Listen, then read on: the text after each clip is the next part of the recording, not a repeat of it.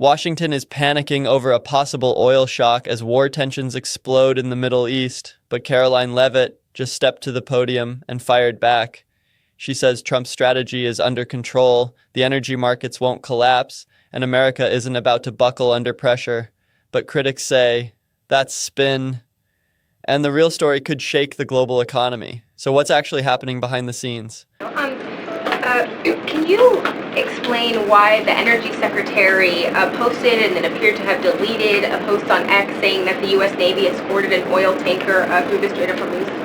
Yes, I was made aware of this post. I haven't had a chance to talk to the Energy Secretary about it directly. However, I know the post was taken down pretty quickly, and I can confirm that the U.S. Navy has not escorted a tanker or a vessel at this time, though, of course, that's an option the President has said he will absolutely utilize if and when necessary at the appropriate time. And if this was something that was posted erroneously, could it be because of a staffer? I guess, will there be any consequences for this? I know you still have to consult, but just generally speaking. Again, I would defer you to the Department of Energy to answer that question. And if I could just follow up really quickly. Sure. In terms of oil sanctions, the President said that there would be some sanctions. What that would be lifted?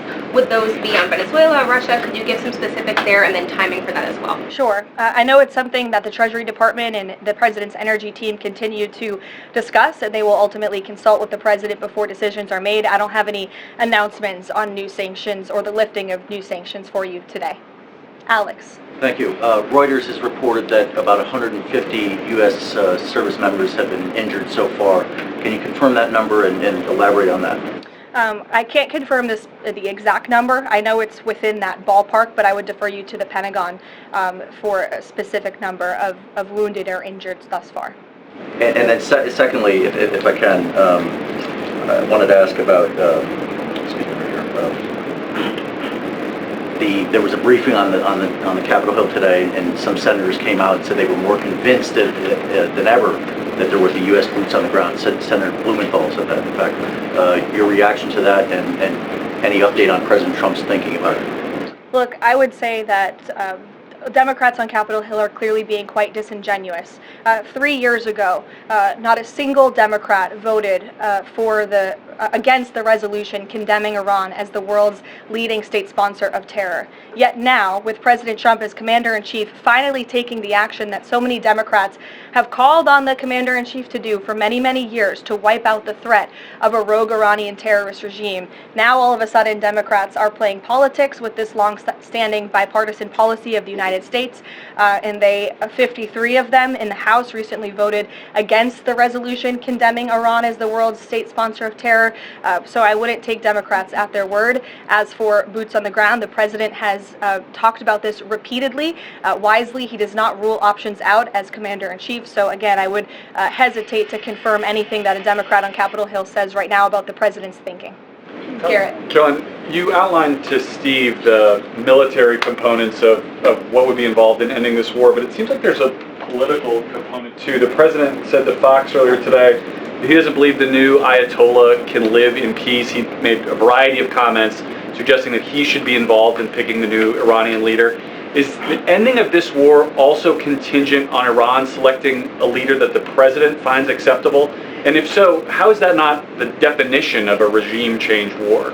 Look, as President Trump has blatantly and frankly stated, it's obviously within the best interest of the United States and the West to no longer have a radical terrorist in charge of Iran, especially as we see their reaction to Operation Epic Fury. They had their missiles turned towards our Gulf and Arab partners in the region. Again, this was a regime that chanted, or still chants, death to America. We look at the way that they are holding the entire world hostage with the restricting of the free flow of energy through the Strait of Hormuz.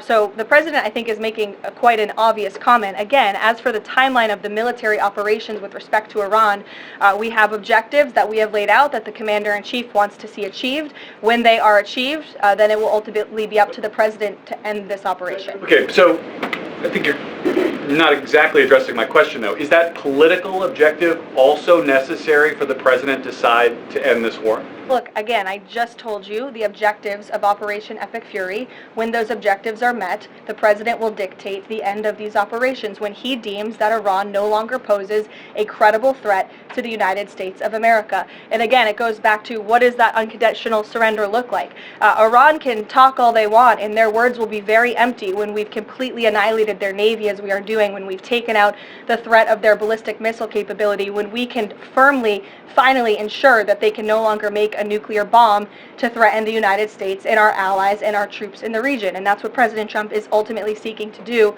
with respect to this operation. Jennifer.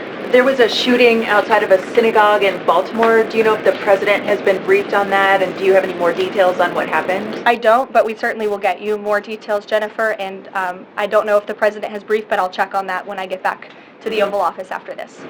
Sure. Thanks, Caroline. The president said yesterday for the first time that he had to strike Iran because he believes that Iran was going to strike U.S. targets within 7 days. And then he then bumped that down later to 3 days. Where is he getting that? Well, that's not the first time the president has said that he chose to launch Operation Epic Fury because he felt as though Iran was going to strike the United States and our assets in the region first. Again, I addressed this in the last briefing.